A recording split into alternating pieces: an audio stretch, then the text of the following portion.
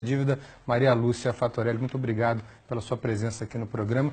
Eu queria que você tentasse explicar em 3 minutos, o que é difícil, a sua tarefa é árdua diante do massacre de propaganda do governo a favor da reforma da Previdência. Eu queria que você explicasse por que o déficit, o famoso déficit da Previdência, é na verdade um déficit fabricado, que é a tese que você defende, e queria que você explicasse isso à luz do parágrafo 194 da Constituição Brasileira. Em primeiro lugar, agradeço a oportunidade de estar aqui com vocês, uma honra para a Auditoria Cidadã da Dívida.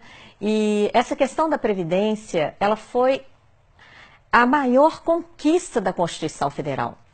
Os constituintes colocaram no artigo 194 da Constituição a seguridade social, a segurança do povo. Que não é só Previdência, não é. São 3 fatores. É um tripé. É previdência, assistência e saúde. Foi a principal conquista social. Ela é tão importante que na própria Constituição, no artigo 195, os constituintes estabeleceram o financiamento desse tripé. Então, eles colocaram lá fontes variadas de financiamento, como uma cesta.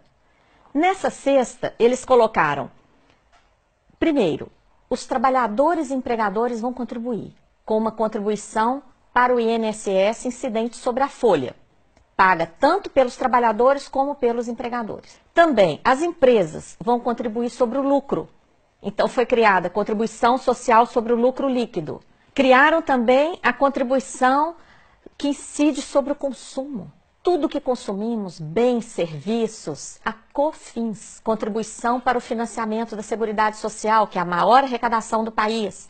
Tem também PIS/PASEP, arrecadação sobre a venda de produtos rurais, arrecadação sobre todas as importações e várias outras fontes menores, como, por exemplo, uma contribuição que incide sobre todas as apostas de loterias e concursos pagos no país. Então, se tem tanta fonte de financiamento, por que o governo insiste em dizer que tem o déficit? Como é que ele fabrica esse déficit? Então, ele pega lá dessa cesta, onde estão todas essas fontes variadas, ele vai lá e pega somente a contribuição do INSS.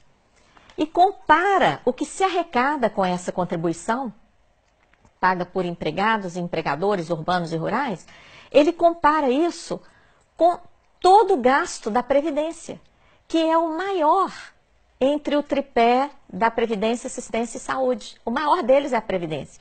E quando fazemos a conta honestamente, considerando todas essas fontes, e todos os gastos com previdência, assistência e saúde, o que a gente obtém?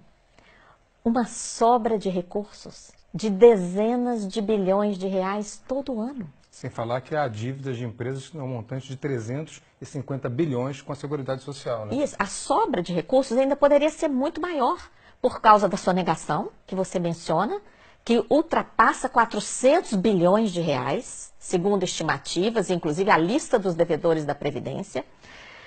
As desonerações, que são setores que são liberados de contribuir para a Seguridade Social. Por exemplo, o agrobusiness. Então, é uma infâmia muito grande. O governo libera o agronegócio de pagar a contribuição e depois fala que tem déficit. E ainda quer botar a culpa nos trabalhadores rurais, né? É uma olha, inconsistência. A sobra de recursos é tão impressionante que existe a tal da DRU, a desvinculação. E por que desvinculação? Porque essa cesta de contribuições, elas são vinculadas pela Constituição para a Seguridade. Então, vem o governo, aumenta a DRU, que é essa mordida, morde atualmente 30% dos recursos da Seguridade Social, desvia principalmente para pagar juros da dívida pública. Que responde por quase 50% do nosso orçamento. Todo ano, né?